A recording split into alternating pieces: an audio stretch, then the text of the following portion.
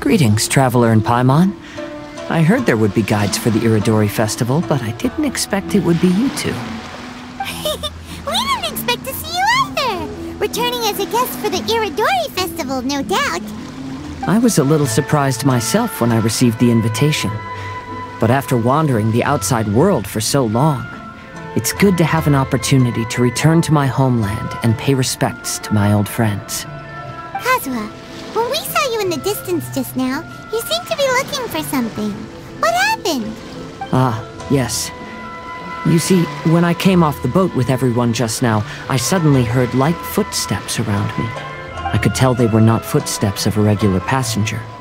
But by the time I turned around, the person had already disappeared. I only heard a splash come from below the pier. Even though I didn't manage to catch a glimpse of them, I found this strange piece of paper by my feet. Oh, does the paper happen to have a poem written on it? Huh. How did you know? Fascinating. It's almost hard to believe such things could happen. Sure, here it is. Please, have a look.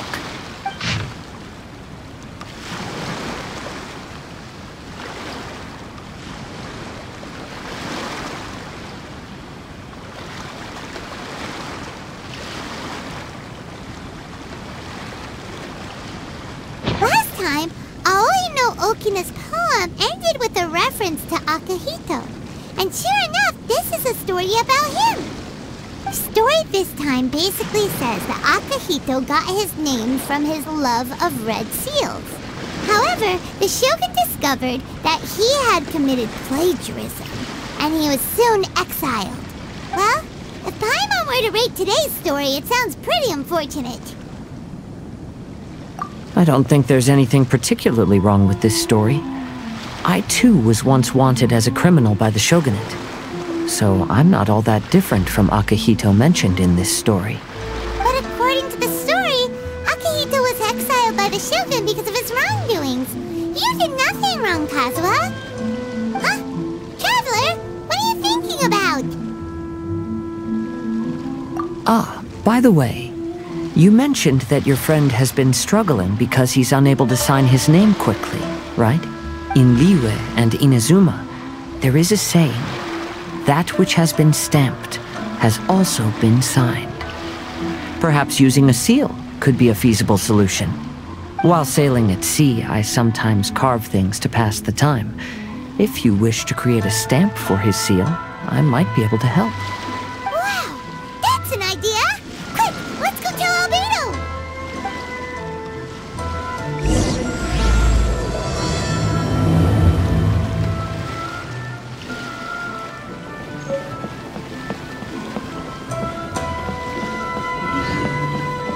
Seeing the sign.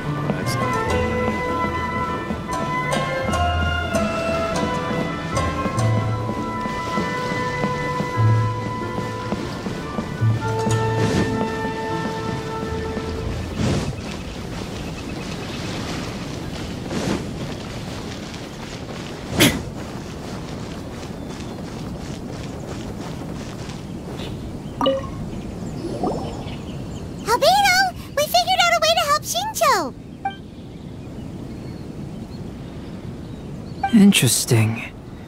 A story of the 5 Kasen appears again, and with a timely solution.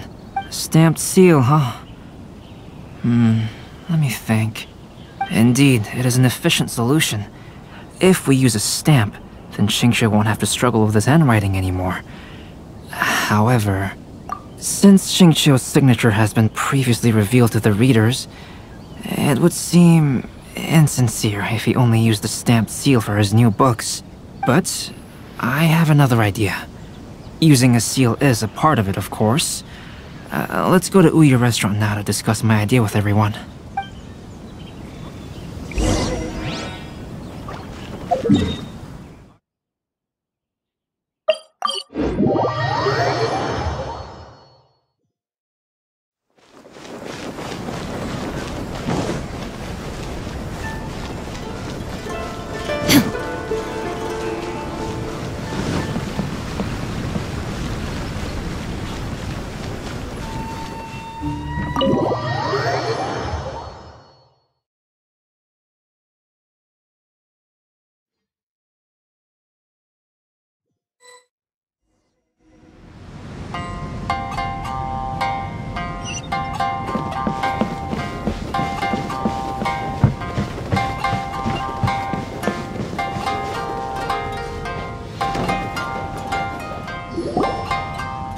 Yes, that's it, Genyu. Your writing has greatly improved today, which means yesterday's intensive training was effective. My apologies, but I simply can't do it anymore. My hands are so sore that I can't even move them anymore. Oh, I should have known better than to read novels during calligraphy class. You just had a 10-minute break. Come on, you can do this. When it comes to pushing a deadline, there's no one more brutal than Mr. Hirayama. No wonder Lady Yai would always send the editorial director to handle troublesome authors. Whoa, this is getting scary. It hasn't even been that long and Xingqiu's already zombified.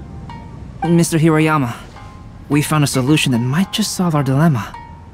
In both Liyue and Inazuma, seals are widely used as the equivalents of a signature. If we use a stamp to leave the author's seal on the books, then we could make the signature process a lot easier. Of course, a seal on its own is not enough. So, I propose that each signature consists of two parts. First, we'll use a personalized seal. We can simply carve one using Chenyu's signature as the design. In addition, I'll also design a simple but elegant pattern that's easy for Chenyu to write. That way, he will only need to draw a simple pattern on each book. Let me think. Alright, I think that would work. Not only does it still involve the author's own handwriting, but the result should be very beautiful as well. So, what you mean to say is, I've been saved from this predicament? Mr. Hirayama, it suddenly occurred to me that the reason we gave up on live book signings previously was because it would take too long for the author to sign each book. But if we adopted Calx's proposed method, we might have enough time to do signatures at the live event. And if all the authors signed their books in the same fashion, then Genyu's signature wouldn't look out of place. If you think it's feasible, I would certainly be happy to design signatures for the other authors as well. Yes, and you may leave carving the stamps to me. In that case, I shall contact the other two authors participating in the new release event. It is a great honor to use a signature designed by Calx. My pen name is quite complicated and isn't suitable for signing events. However, if we implement this new format, then it'll be a dream come true for me as well. Great! Looks like everyone's on board with the idea. I'm sorry to have kept you busy for so long, Genyu. Please, take the next few days to have a good rest. We'll handle everything from here. The books that Genyu already signed can be used as special prizes in future events held by the I Publishing House. We did it! The event is saved! Thanks to everyone's efforts, Onodera and I are finally free of that mess. That's right! You're finally free, Xingqiu! Maybe you should step outside for some fresh air.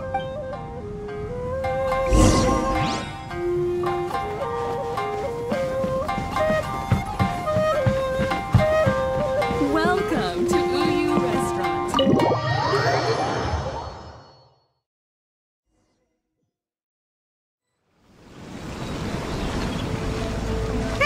We still have some time to burn. Where should we go next? Traveler, there you are. Oh, it's Ayaka! And Venti! That's an interesting combo.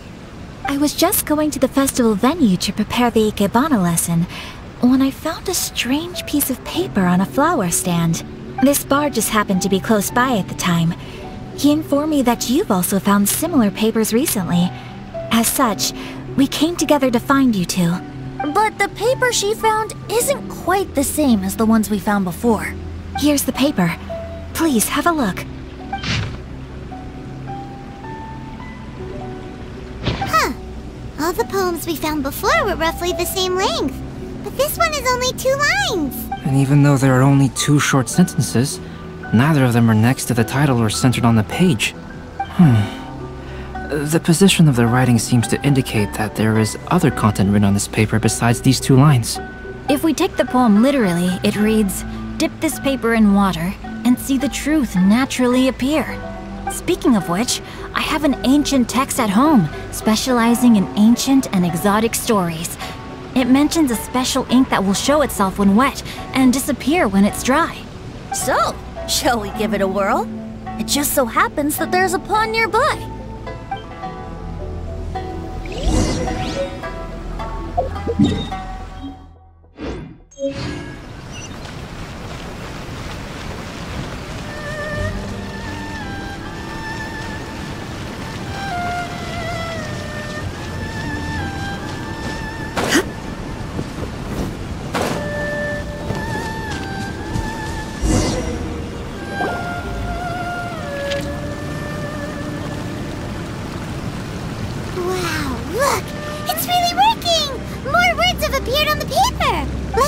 See what it says.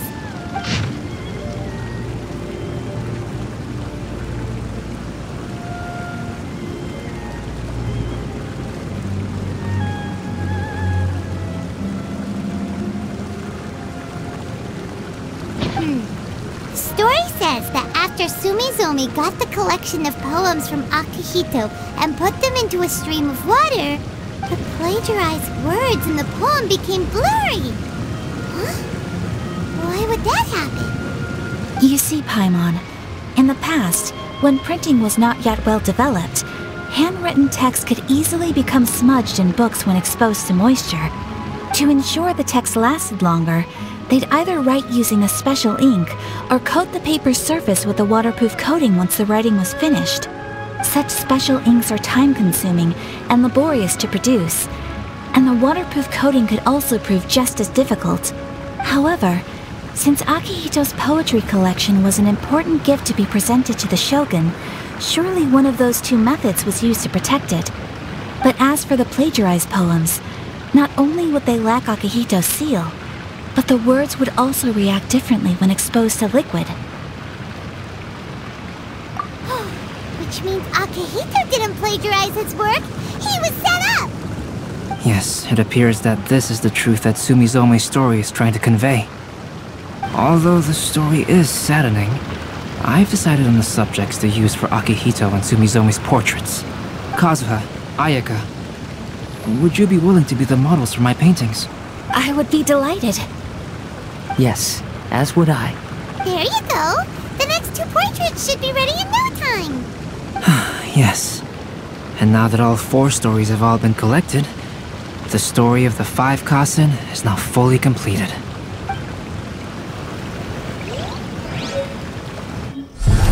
Long ago, Inazuma had 5 legendary poets. People bestowed upon them the title of the 5 Kasen. One year, the poet Suiko made his way to Tenshukaku and presented the Kasen's work for the shogun's perusal. But a page from the works of Aoi no Okina had been torn out, and Suiko was questioned regarding the matter.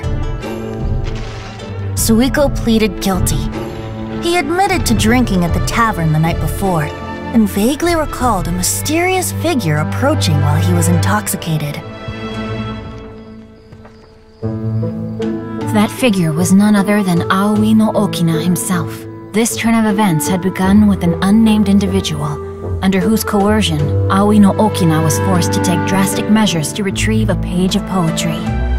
He knew nothing of this individual's true intentions. All he knew was that the poem had to do with an old acquaintance, Akihito. Akihito had once belonged to the 5 Kasen. Each poem he composed, he marked with a scarlet red seal, hence the Aka in his name. Such a distinguished writer was he, and yet one of the poems he had submitted the previous year was found to be plagiarized. Akihito was exiled for his crimes, and only 4 of the 5 Kasen remained. Sumizome went over Akihito's poems and noticed that the plagiarized poem lacked his seal. She immersed his poetry in a stream nearby, and only on the plagiarized poem did the ink run. Aoi no Okina passed by and witnessed Sumizome's doing, which he then recorded in a poem. Thus transpired the events of Suiko's poetry submission, and this is where the story comes to an end.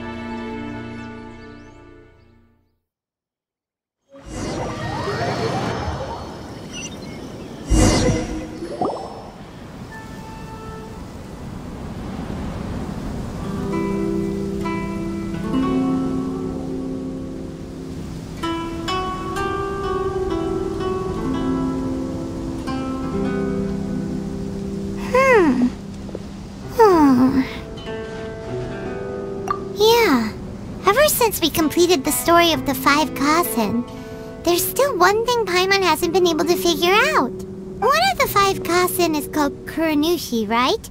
It's just that, how could the story of the 5 Kasen finish without him appearing at all? Oh, have you really not noticed? Huh? Not noticed what? This is no time to be playing games, Tone Deaf Bard!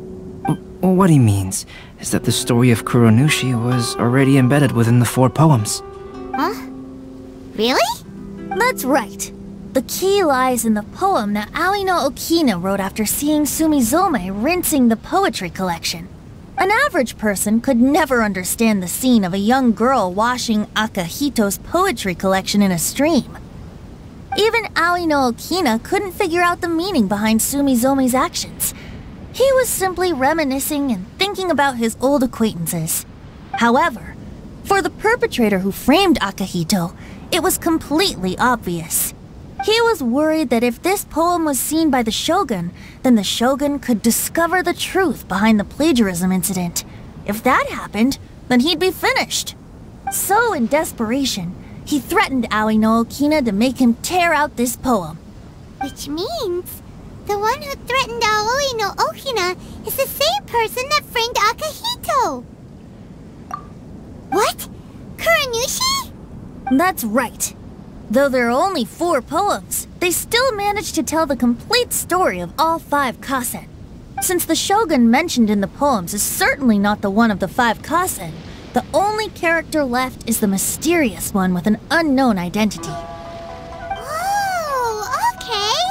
Paimon is finally starting to get it now. However, this also brings something else to mind.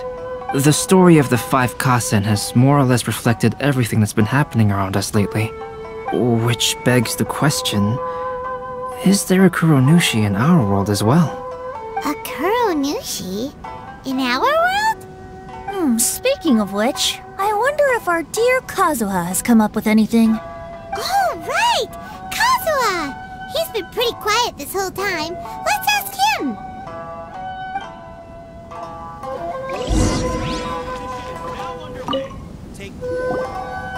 Hey, Kazuha! Are you okay? You've been standing in front of this blank canvas for a while, and you don't look so good. Apologies for making a wild assumption, but has the story of the 5 Kasen reminded you of anything?